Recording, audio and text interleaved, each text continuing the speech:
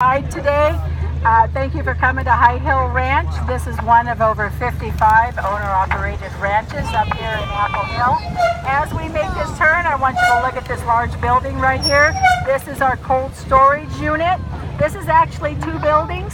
This is one building on the outside that is 9,000 square feet with a smaller building on the inside that is 7,000 square feet. The outer building is like a sun shield for the inner building. It is kept at 35 to 40 degrees. This is where we bring all of our apples after they have been picked from the orchard. They are brought in there until they are used either at our pie house, made into apple pies, into donuts, into fritters, or into our cider mill, made into apple cider, or they are sold at our apple barn by the pound or by the box, or made into caramel apples.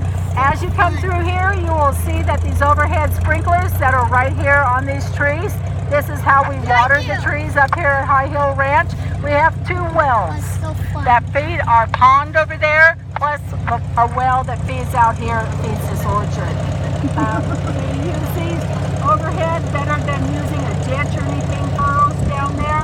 We find during the springtime when there's a hard freeze, if you turn those sprinklers on, it kind of protects the young fruit when it's on the vine. As you look out there, you'll see some apples on the ground. You see them laying around. A lot of people used to think we used to gather them up and use them in our apple cider. No, we don't do that. We don't do that because those are contaminated. Once they hit the ground, whether they get knocked off by the wind, by the tractor, whatnot,